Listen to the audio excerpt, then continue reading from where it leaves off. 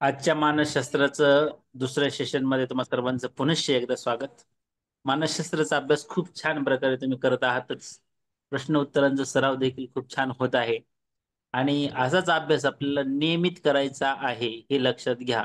2 मिनिटाची एक video clip गेलेल्या वर्षीची मी तुम्हाला पाठवली आहे. त्याच्यात थोडीशी कान उघडणी पण आहे आणि सिरियसली घ्या. उद्या शाळेचा शेवटचा दिवस आहे. जे जॉईंट शिक्षक आहेत आणि शिक्षिका भगिनी आहेत त्यांना उद्यापासून सुट्ट्या आहेत. त्यांनी सिरियसली अभ्यास करायला लागा. 90 मार्काला पास आहे. 60% मार्क आपल्याला घ्यायचे. कुणाला 55% घ्यायचे असतील त्यांनी 55% हे टार्गेट न ठेवता 60% म्हणजे 90 मार्क हेच टार्गेट ठेवायचे. नियमित अभ्यास करायचा. या सुट्ट्यांमध्ये 18 दिवसात आपला खूप छान अभ्यास होणार आहे. तुम्ही सर्वजण तो अभ्यास करणार आहातच. अनेक ठिकाणचे जी-आर्स निघत आहेत की पदोन्नतीसाठी आवश्यक आहे. आज यवतमाळचा जी-आर मी सर्व ग्रुपवर पाठवला. याच्या अगोदर जळगावचा पाठवलाय. अजून कुठं तरी गोंदिया भंडाऱ्याचा पाठवलाय. तर टीईटी आज नाही तर उद्या आपल्याला पास व्हायचीच आहे. ती 100% आपण होणारच आहात. कुणाचीही नोकरी जाणार नाही. पण परीक्षा देऊन आपण क्वालिफाय होणं गरजेचं आहे. आजच्या दुसऱ्या सेशनसाठी पूनमताई मोराळे यांना मी विनंती करतो की त्यांनी त्यांचं आजचं सेशन सुरू करावं. Poonam madam. Yes sir. Good evening सगळ्यांना. आज आपण कल्पना याविषयी माहिती घेणार आहोत. अजूनही ब्लर दिसतंय का? राम सर पहा बरं. हा थोडस क्लिअर. ब्लर दिसतंय पण होईल क्लिअर ते. हा हं. बोलत असताना त्यांना आवाज छान येते ऐकू. करतील क्लिअर. बरं बरं, ठीक आहे, चालेल. ती आपण प्रतिमा पाहिली पहा. त्याच्यानंतर प्रेरणा हा देखील घटक बघितलेला आहे. त्याच्यानंतर पहा, या अध्ययनावर परिणाम करणारे आपण घटक पाहिले होते. त्याच्यामध्ये स्मरण आहे, विस्मरण आहे. त्याच्यानंतर अवधान, अवधानाचे प्रकार आपण पाहिलेत पहा. त्याच्यानंतर प्रेरणा, विचार प्रक्रिया, अवबोध, संवेदना याविषयी देखील आपण अभ्यास केलेला आहे. त्याच्यानंतर प्रतिमा झाला आहे आणि अभिरुची देखील आपण हा भाग अभ्यासला आहे पहा. तर आत्ता जे काही आपल्याला पाहायचं आहे तर ते आहे कल्पना. इमॅजिनेशन त्याला आपण म्हणूया. ठीक आहे. आता ही जी कल्पना आहे, तर त्या संदर्भात अनेक मानसशास्त्रज्ञांनी काही व्याख्या केलेल्या आहेत. त्याच पद्धतीने कल्पनांचे काही प्रकार देखील पाडलेले आहेत पहा. तर आपण बघणार आहोत, की प्रकारामध्ये कोणकोणते प्रकार आहेत. आणि त्याच्यामध्ये काय सांगितलेलं आहे कल्पनाच्या बाबतीमध्ये. तर ते आपण इथे बघणार आहोत पहा. इमॅजिनेशन म्हणजे सगळ्यांना लक्षात येतं, की आपण एखाद्या गोष्टीचे काय करतो, कल्पना करतो. काही जशाच तशा कल्पना असतात पहा किंवा काही आपण काय करत असतो, प्रतिमांची जुळवाजुळव करत असतो आणि त्याद्वारे नवीन अशी कल्पना आपल्याला सुचत असते पहा. तर या संदर्भात आपण कल्पना या बाबतीमध्ये अभ्यास करायचा आहे आपल्याला. तर आता बाह्य जगाचे ज्ञान मिळवण्यासाठी आपण काय करतो पहा, की संवेदना आणि अवबोध या संकल्पनाचा आपण पहिल्यापासून अभ्यास केलेला दिसून येतो. त्याच्यानंतर काय केलंय आपण, की प्रतिमाच्या संदर्भात देखील अभ्यास केला आहे. प्रतिमा आणि प्रतिमा सृष्टीतून साकार होणाऱ्या कल्पनेचा आपल्याला इथे विचार करायचा आहे पहा. ठीक आहे. तर आता महत्त्वाचं काय याची डेफिनेशन थोडक्यात सांगितलेली आहे व्याख्या, की इथे आहे, की प्रतिमा सृष्टीतील ठीक आहे. निवडक प्रतिमांच्या आधारे एक आगळे वेगळे मानसिक चित्र तयार करणाऱ्या प्रक्रियेला कल्पना असे म्हणतात पहा. लक्षात आलंय, की निवडक अशा प्रतिमाचा आधार आपण घेतो पहा आणि एक आगळं वेगळं एक मानसिक कारण कल्पना जी आहे, तर ती काय मनामध्ये तयार केलेली एक प्रतिमा आहे. बरोबर आहे की नाही? मग त्यामुळं म्हणजे प्रतिमा सृष्टीतील अनेक ज्या काही प्रतिमा आहेत, तर त्यापैकी निवडक काही आपण काय करतो, प्रतिमा निवडतो पहा आणि त्याचं मग आपल्या अनुभवाद्वारे असेल, त्याचं आगळं-वेगळं असं मनामध्ये एक चित्र तयार आपण करतो पहा. तर त्याच प्रक्रियेला कल्पना असं म्हणलं जातं. ठीक आहे? इमॅजिनेशन पहा. आता याच्यामध्ये प्रकार सांगितलेले आहेत पहा कल्पनाचे. तर पुनरुत्पादित कल्पना आणि दुसरं आहे रचनात्मक कल्पना पहा. आता रचनात्मक कल्पनेमध्ये आणखीन 2 प्रकार आहेत. तर सृजनात्मक आणि अनुकरणात्मक. या रचनात्मक कल्पनेमध्ये. त्याच्यानंतर सृजनात्मक मध्ये आणखीन 3 प्रकार सांगितलेले आहेत पहा. एक आहे व्यावहारिक, दुसरा आहे स्वर आणि तिसरा आहे सौंदर्यनिष्ठ. अशा पद्धतीने कल्पनांचे प्रकार सांगितले आहेत पहा. आता आपण याच्यामध्ये जे काही प्रकारामध्ये एक-एक पहिल्यांदा घेऊया, की पुनरुत्पादित कल्पना म्हणजे काय? किंवा ती कशी ओळखायची? ओके. आता पुनरुत्पादित कल्पना याच्यामध्ये जर तुम्हाला सांगायचं झालं, तर एखादा जेव्हा आपण काय करत असतो पहा, अनुभव घेत असतो आणि अनुभव घेतल्यानंतर त्या गोष्टी आपल्या स्मरणामध्ये किंवा लक्षात राहत असतात आणि नंतर जेव्हा आपण जे काही अनुभव घेतलेले आहेत, ते अनुभव जेव्हा जशास तसे आपण काय करतो, लक्षात आणतो. तर यालाच पुनरुत्पादित कल्पना असे म्हणतात. याच्यामध्ये नव्याने काहीच नाही. जे काही अनुभव घेतलेला आहे आणि स्मरणाद्वारे आपण आपल्या मेंदूपटलामध्ये साठवून ठेवलेलं आहे. हं.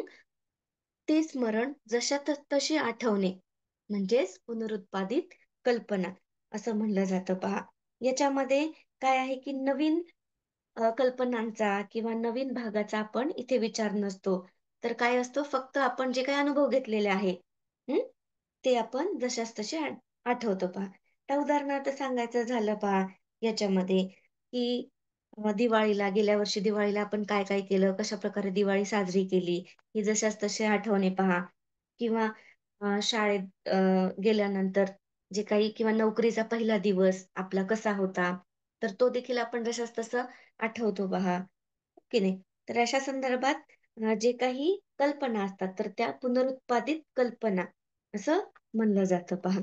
म्हणजेच पूर्वानुभव मनपटलावर जशाच्या तसे उमटले, की त्या कल्पनांना पुनरुत्पादित कल्पना असं म्हणतात. त्याच्यामध्ये नवीन काही नसतं. जे अनुभव आपण स्वतः घेतलेले असतात, ते फक्त आपल्याला नंतर लक्षात येतात पहा.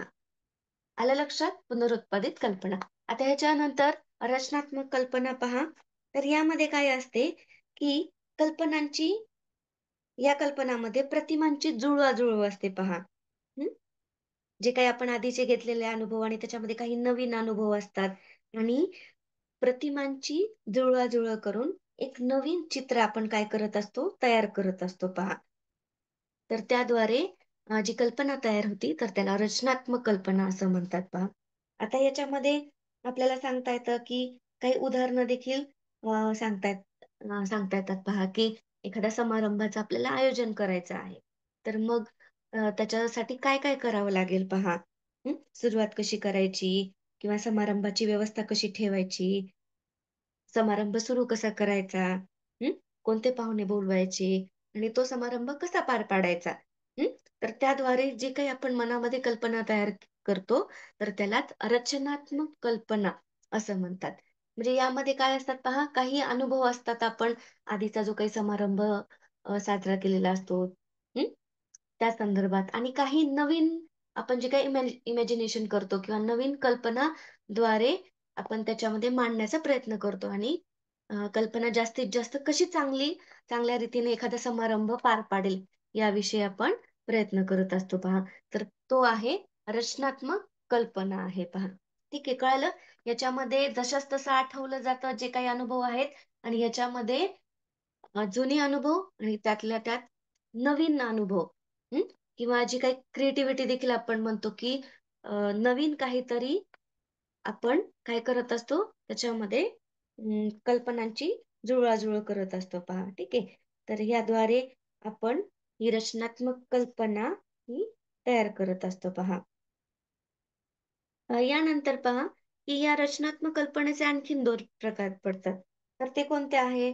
तर ते आहे सृजनात्मक आणि दुसरं आहे अनुकरणात्मक परिकल्पना बघा. सॉरी परिकल्पना आहे. आता सृजनात्मक कल्पना म्हणजेच काय? हं, तर यामध्ये काहीतरी नवीन असं साकारलं जातं पहा. नवीन निर्मिती तयार केली जाते. क्रिएटिव्हिटी ज्याला आपण म्हणत असतो पहा. हं. आता ही जे काही कल्पना आहेत, तर या कल्पना बघा कोणत्या व्यक्तीमध्ये असतात, तर काही शिल्पकार असतील किंवा कलाकार आहेत. ठीक आहे. त्याच्यानंतर मूर्तिकार आहेत, कादंबरीकार आहेत. तर या काय करतात, विविध कलाकृतीतून नवीन अशी कल्पना तयार करतात पहा. आणि ह्या ज्या काही नवीन कल्पना आहेत, त्या इतरांना सुचलेल्या नसतात. कारण का त्याच्यामध्ये नाविन्य असतं पहा, नवलाई असते आणि ती एक स्वतंत्र प्रकारची एक अ, निर्मिती असते पहा.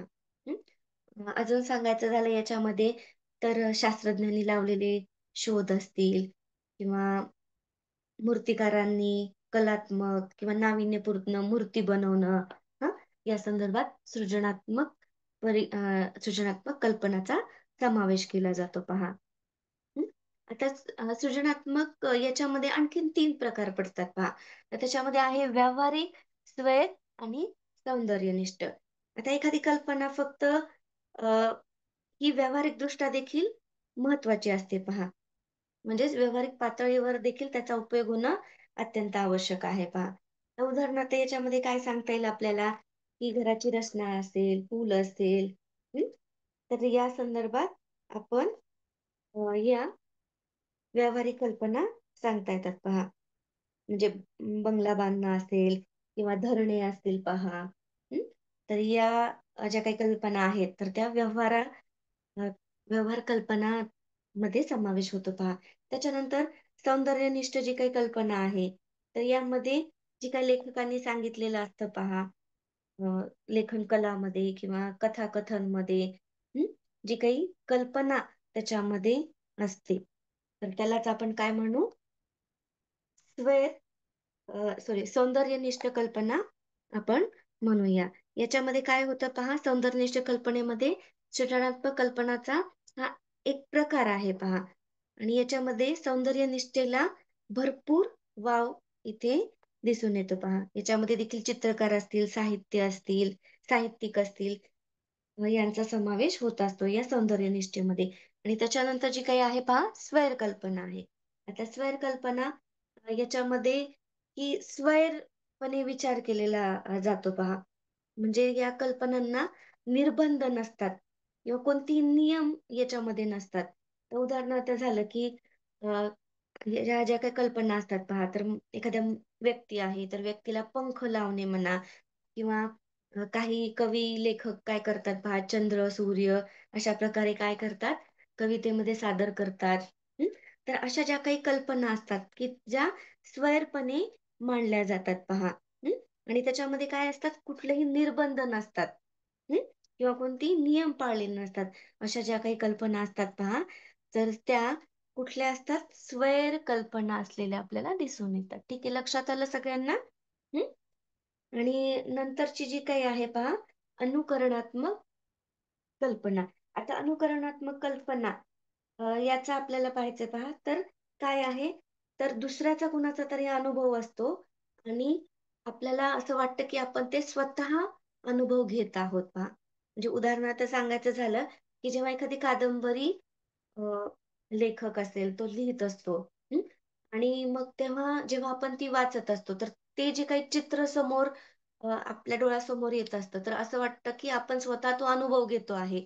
म्हणजेच ही कोणती अनुकरणात्मक कल्पना आपल्याला दिसून येते पहा. हं. म्हणजेच वास्तविक जी काही कल्पना असते, तर ती दुसऱ्याचीच असते. पण त्याचा अनुभव आपण घेत आहोत. असं आपल्याला वाटत असतं. तर अशा कल्पनांना अनुकरणात्मक कल्पना असं म्हणलं जातं पहा. लक्षात आलंय? तर याच्यामध्ये महत्त्वाचं आहे पहा, की कल्पना म्हणजे काय? कल्पनांचे प्रकार म्हणजे काय? हे आपण इथे पाहिलं आहे. आता इथे शैक्षणिक महत्त्व आहे पहा. शैक्षणिक महत्त्वामध्ये काय सांगता येईल, की शिक्षकांनी काय केलं पाहिजे? विद्यार्थ्यांच्या बाबतीत कशा कल्पनाचा विकास हा शिक्षकांनी करून घेतला पाहिजे. मग त्याच्याविषयी सांगितलेलं आहे पहा. म्हणजे भाषा असेल, कला असतील, अभिनय असतील, या माध्यमातून काय होत असते पहा, कल्पना प्रकट होत असते.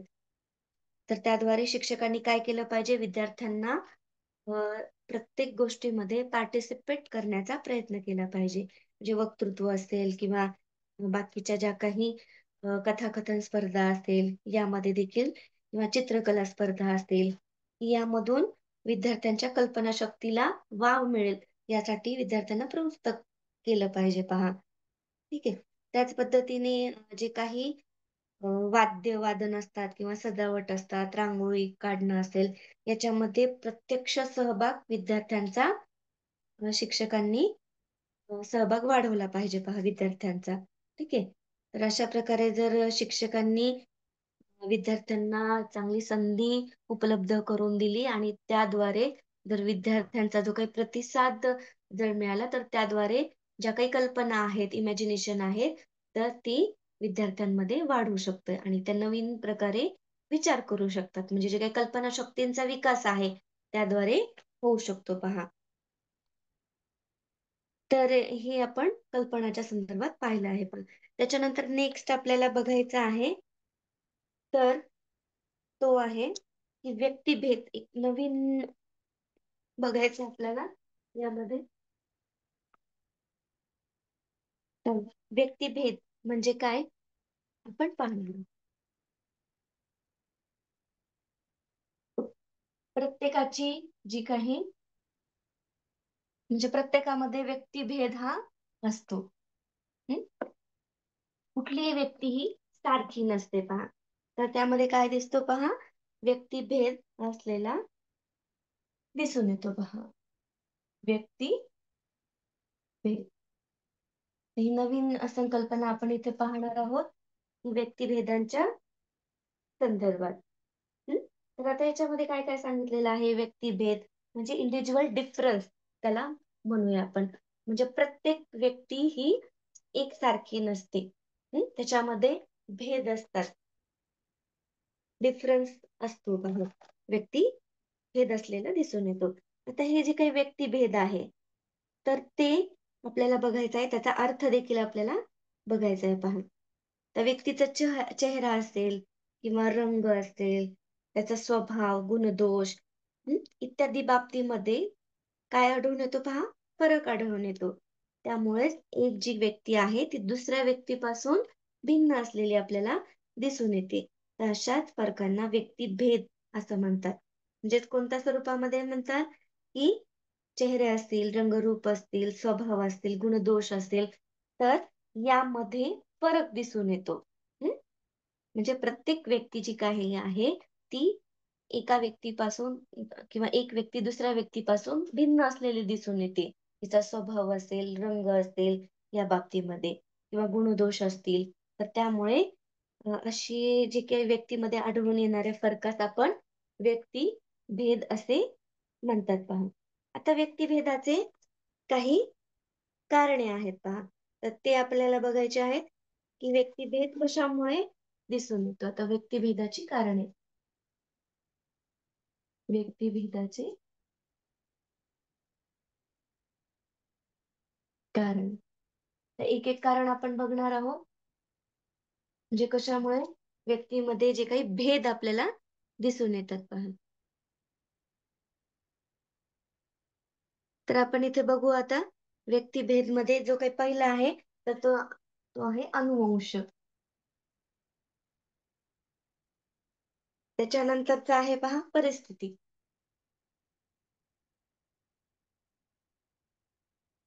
अनुवंश असेल, परिस्थिती असेल, त्याच्यानंतर वय. हं? हे काय आहेत पहा, यामध्ये व्यक्तिभेदाची कारणं असलेली आपल्याला दिसून येतात. लिंगभेद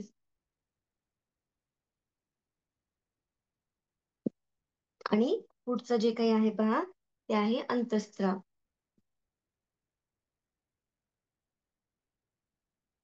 तर ही जी काही कारणं आहेत, तर त्यामुळे काय दिसून येतो, व्यक्तिभेद असलेला दिसून येतो पहा. आता अनुवंशाचा महत्वाचा म्हणजे महत्वाचा आहे. कशामुळे? की प्रत्येक व्यक्तीचा अनुवंश हे वेगवेगळं असतं पहा. आता किंवा अनुवंशाची जी काही वैशिष्ट्ये आहेत, तर ती वेगवेगळी असतात पहा. त्याच्यामध्ये कोणत्या आहेत, की उदाहरणार्थ सांगायचं झालं, तर शरीराची ठेवण असेल किंवा बुद्धिमत्ता आहे पहा किंवा लिंग आहे. त्याचबरोबर त्वचेचा रंग आहे. काही व्यक्तीमध्ये असलेलं वजन जाड असेल किंवा खडकुळा असेल, उंची आहे पहा, त्याच पद्धतीने रंग आहे. तर यामध्ये काय दिसून येतो पहा, फरक झालेला दिसून येतो. हं. आता जरी म्हणजे ट्विन्स असतील, तरी सुद्धा त्यांच्यामध्ये फरक असलेला दिसून येतो पहा. म्हणजे त्यामध्ये अनुवंशाद्वारे व्यक्तिभेद असलेला दिसून येतो पहा. म्हणजे जुळ्या व्यक्तीमध्ये देखील व्यक्तिभेद असलेला आपल्याला दिसून येतो. तर त्यामुळे अनुवंशाद्वारे व्यक्तिभेद हा निर्माण होतो. त्याच्यानंतर परिस्थिती पहा. आता एखादी व्यक्ती आहे, त्या व्यक्तीला जे काही वातावरण, परिस्थिती म्हणजे वातावरण बरं का, किंवा परिवेश. जे काही वातावरण किंवा परिस्थितीमध्ये ती व्यक्ती वाढत असते किंवा त्याच्यावर तिचा परिणाम होत असतो. तर त्यामुळे देखील, परिस्थितीमुळे देखील व्यक्तिभेद हे निर्माण होत असते. उदाहरणार्थ झालं तर आता झोपडपट्टीमध्ये राहणारी मुलं असतील आणि सधन कुटुंबामध्ये जन्माला येणारी जी काही मुलं आहेत, तर यांच्यामध्ये जो काही परिवेश आहे, तर तो कसा आहे पहा, भिन्न-भिन्न असलेला दिसून येतो. म्हणजे जरी समान बुद्धिमत्ता असेल, तरी पण त्यांना जे काही सोयी असतील, सुविधा असतील, किंवा शैक्षणिक दृष्ट्या त्यांना जे काही अ, लाभलं असेल, म्हणजे ग्रंथालय असेल किंवा शाळा असेल, तर त्यांना योग्य पद्धतीची मिळाली, तर त्यामुळे देखील काय होतं, व्यक्तिभेद निर्माण झालेला दिसून येतो. म्हणजे परिस्थितीचा व्यक्तिभेदावर हा परिणाम होत असलेला दिसून येतो. जरी त्याचा अनुवंश म्हणजे जुळे असतील, परंतु त्यांना वेगवेगळ्या परिस्थितीमध्ये ठेवलं, तरी पण त्यांच्यामध्ये काय होतो, व्यक्तिभेद हा आढळून येतो. का? कारण त्या परिस्थितीचा त्या व्यक्तीवर हा परिणाम होत असतो. त्या पद्धतीने ती काय करत असते पहा, शिकत असते. तर त्यामुळे जो काही भेद आढळून येतो त्याच्यामध्ये, तर तो परिस्थितीमुळे आढळून येतो पहा. त्याच्यानंतर वय आहे पहा. आता प्रत्येकाची शिकण्याची जी काही गती आहे, ती वयोगटानुसार वेगवेगळी असते पहा. म्हणजे आता लहान मुलं असतील किंवा कुमारावस्थेतील मुलं असतील, हं, किंवा शिशु असतील पहा किंवा प्रौढ असतील, वृद्ध असतील, यांच्यामध्ये व्यक्तिभेद असलेला दिसून येतो पहा. कारण का? तर त्यांची जी काही परिपक्वता असते, त्याच पद्धतीने मग त्या व्यक्ती कार्यक्षम असतात किंवा समायोजनक्षम असतात किंवा त्यांची अध्ययन क्षमता वाढलेली असते. आता समजा लहान मुलं असेल आणि त्यांना जर शिकवण्याचा प्रयत्न केला, तर त्यांच्या त्या गोष्टी लक्षात येत नाही. ठीक आहे. समजा बालावस्थेतील मुलगा आहे आणि त्याला अमूर्त विचार करा, असं जर सांगितलं असेल, तर ते त्याला शक्य नाही. बरोबर की नाही? तर वयाचा देखील परिणाम होत असलेला आपल्याला दिसून येतो. तर त्याच्यामुळे आपल्याला असं लक्षात येतं, की वयाचा देखील व्यक्तिभेदावर परिणाम होत असलेला आपल्याला दिसून येतो पहा. त्याच्यानंतर लिंगभेद आहे. हं? जी काही म्हणजे स्त्री असतील किंवा पुरुष असतील पहा, यांच्या शरीररचनेमध्ये देखील भेद असलेला दिसून येतो. त्याच पद्धतीने त्यांची मानसिक शक्ती आहे पहा किंवा वृत्ती आहे, यांच्यामध्ये देखील भिन्नता आहे. हं. मुलं असतील किंवा मुली असतील, त्यांची क्षमता आहे, वजन आहे, उंची आहे, त्यामध्ये देखील आपल्याला व्यक्तिभेद असलेला दिसून येतो पहा. त्यानंतर आहे अंतःस्राव. आता जे अंतःस्राव आपल्यामध्ये असतात पहा, अंतःस्राव ग्रंथी असतात. त्यामधून जे काही अंतःस्राव स्रवले जातात, तर त्यांचा देखील व्यक्तीच्या विकासावर आणि वर्तनावर परिणाम होत असतो आणि त्यामुळे व्यक्तिभेद होत असलेला आपल्याला दिसून येतो पहा. तर ते अंतःस्राव कोणकोणते आहेत, ते देखील आपल्याला बघायचं आहे. ठीक आहे. आता याच्यानंतर व्यक्तिभेद झाल्यानंतर व्यक्तिभेदाचे काही प्रकार आहेत पहा, ते देखील आपण बघूया. हं. व्यक्तिभेदाचे भेदाचे प्रकार. आता कोणत्या बाबतीमध्ये आपण व्यक्तिभेद करतो पहा. तर त्याच्यामध्ये आहे शारीरिक भेद, हं, बौद्धिक भेद आहे, अभिरुची विषयक भेद, अभिक्षमता विषयक भेद, सृजनशीलता विषयक भेद, अभिवृत्ती विषयक भेद आणि व्यक्तिमत्व विषयक भेद. तर हे काय आहेत पहा, भेदांचे, व्यक्तिभेदाचे प्रकार आहेत. म्हणजे याद्वारे आपण व्यक्तिभेद करत असतो. शारीरिक भेद लक्षात आलं? शारीरिक भेद म्हणजे यावरून जी काही शरीराची रचना आहे पहा, म्हणजे उंची असेल किंवा रंग, त्याचा चेहरा, डोळे, केस, तर या गोष्टीवरून आपण काय करत असतो? शारीरिक भेद आपण सांगत असतो. प्रत्येक व्यक्ती ही एक दुसऱ्यापासून वेगळी असलेली दिसून येते. म्हणजे रंगानुसार चेहरा, डोळे, केस प्रत्येकाची भिन्न-भिन्न असलेली दिसून येते. म्हणजे जी काही एकंदरीत शरीर रचना असते, ती प्रत्येकाची भिन्न असते पहा. त्याच्यानंतर बौद्धिक भेद. हं? बौद्धिक भेद. आता बौद्धिक भेद याच्यामध्ये काय आहे, लक्षात आलं असेल. प्रत्येकाची बुद्धिमत्ता ही सारखी असते का? नाही. काही आपण सरासरी असते, काही जणांची तीव्र असते, काही कुशाग्र असतात, तर काही मंदबुद्धीचे असतात. तर बुद्धिमत्तेनुसार आपल्याला हा भेद सांगता येतो पहा. हं? तर त्याच्यानंतर आहे अभिरुची. अभिरुचीनुसार अभिरुची विषयक भेद. भेद. आता प्रत्येकाची अभिरुची देखील वेगवेगळ्या प्रकारची असते. एकसारखी असते का? कुणाला कशामध्ये इंटरेस्ट असतो, कुणाला खेळामध्ये इंटरेस्ट असतो, कुणाला वाचनामध्ये इंटरेस्ट असतो. तर त्यावरून देखील आपल्याला सांगता येतं, की अभिरुचीनुसार व्यक्तिभेद हा दिसून येतो पहा. हं? अभिरुची यालाच आवड असं देखील म्हणतात पहा. तर त्यावरून व्यक्तिभेद तयार होत असतात. त्याच्यानंतर आहे पहा अभिक्षमता. हं? अभिक्षमता. अभिक्षमता विषयक भेद. आता याच्यामध्ये काय आहे, अभिक्षमता जी काही आहे, प्रत्येक व्यक्तीची क्षमता आहे, तर ती वेगवेगळ्या प्रकारची असते पहा. एकसारखी असते का? नाही. म्हणजेच जशी बुद्धिमत्ता सारखी नसते, तर त्याच पद्धतीने अभिक्षमता देखील कमी जास्त असू शकते पहा. हं? तर त्यामुळे हा देखील आपल्याला प्रकार सांगता येतो, अभिक्षमता विषयक भेद. ठीक आहे. नंतर आहे सृजनशीलता विषयक भेद. सृजनशीलता, प्रत्येक व्यक्ती सृजनशील असेल असं नाहीये. हं? तर त्यामुळे सृजनशीलतेविषयी भेद देखील आपल्याला सांगता येतं पहा. नेक्स्ट आहे अभिवृत्ती विषयक भेद.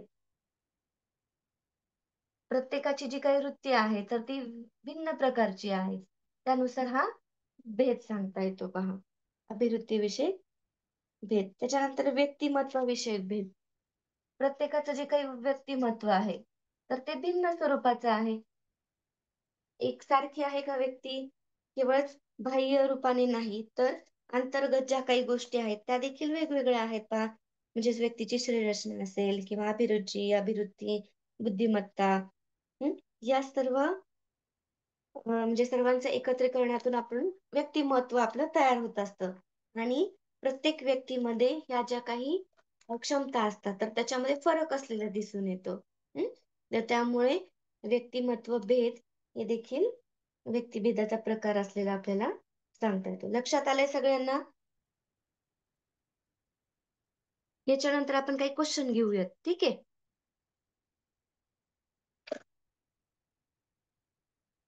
तर आपण पाहूयात क्वेश्चन. मी तुम्हाला शेअर करते.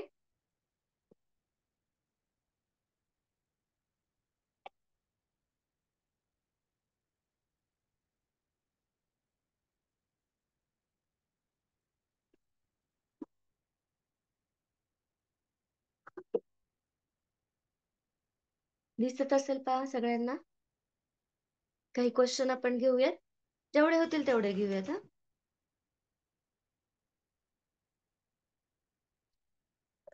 तर पहा आता त्याचं जे काही ऑप्शन्स आहे, राईट आन्सर सांगायचं आहे पहा. व्यक्ती व्यक्तीमधील आढळून येणाऱ्या फरकाला काय म्हणतात? डॅश म्हणतात पहा. व्यक्तिभेद, स्वभाव, अनुवंश की संस्कृती. हा बरोबर राईट आहे. फर्स्ट जे आन्सर आहे त्याला व्यक्तिभेद. म्हणजे जे काही फरक आहे व्यक्तीमधील. बरोबर आहे. त्याच्यानंतर नेक्स्ट आहे पहा. व्यक्तिभेद लक्षात घेऊन शिक्षकाने काय करावे? अध्यापन पद्धती ठरवावी, गुणदान योजना करावी, पुस्तके लिहावी की काहीच करू नये. काय आहे पहा? बरोबर आहे. म्हणजे व्यक्ती भेद लक्षात घेऊन अध्यापन पद्धती ठरवावी शिक्षकांनी. ठीक आहे. त्याच्यानंतर नेक्स्ट आहे पहा, अभ्यासक्रम विविधता असावी. हे विधान कोणत्या मानसशास्त्रीय तत्वानुसार आहे? सांगा आता.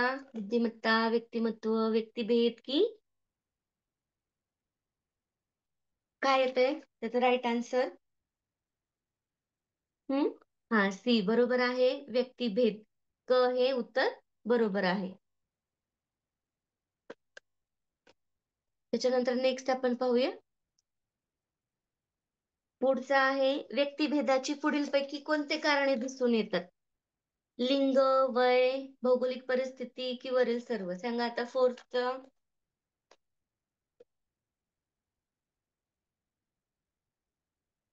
हा, व्यक्तिभेद पहा, भौगोलिक परिस्थितीचा पण, वयाचा आणि लिंगाचा पण कारणे असलेले दिसून येतात. म्हणजे ड हे आन्सर बरोबर आहे.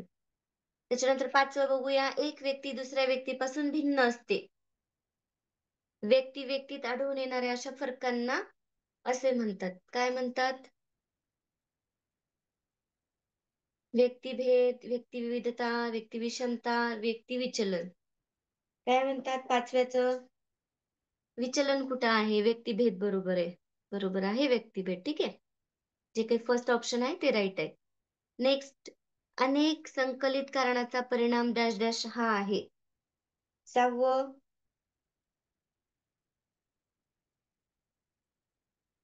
अनेक संकलित कारणाचा परिणाम डॅश आहे. व्यक्तिमत्व, त्याच्यानंतर व्यक्तिभेद, व्यक्तिगुणवैशिष्ट्ये की व्यक्तित्व? व्यक्तिभेद जे काही आपण आत्ताच बघितलं आहे. बरोबर आहे बी. चेहरा, उंची, रंग, आकार या उदाहरणांचा समावेश व्यक्तिभेदातील कोणत्या अंगात येतो पहा? वृत्ती, बौद्धिक, शारीरिक की सृजनशीलता? बरोबर आहे शारीरिक आहे. म्हणजे उंची, रंग, चेहरा, हा, हे शारीरिक बाबतीत भेद आहेत, दिसून येतात. बरोबर आहे. नेक्स्ट पहा, हुशार, सामान्य, जड या उदाहरणात समावेश असलेल्या व्यक्तिभेदातील डॅश अंगात होईल? वृत्ती, स्वभाव, अभिरुची की बौद्धिक? सांगा आता कोणतं व्यक्तिभेद आहेत पहा. बरोबर आहे, राईट आहे. ड, जे काही ऑप्शन सांगितलेलं आहे पहा, बौद्धिक. डॅश हे व्यक्तिभेदाचे कारण दिसून येते. कोणतं आहे? वंश, अनुवंश, वय की वरील सर्व? जे काय आत्ताच आपण अभ्यास केला. हं? असे क्वेश्चन तुम्हाला या टीईटी मध्ये विचारले जातात पहा. हे वाटतं तुम्हाला की काही महत्वाचं नसेल म्हणून, परंतु याद्वारे तुम्हाला क्वेश्चन असे विचारले जातात पहा. ठीक आहे, नेक्स्ट पाहूयात. 10 क्वेश्चन बघूयात आज आणि नंतर थांबूयात आपण.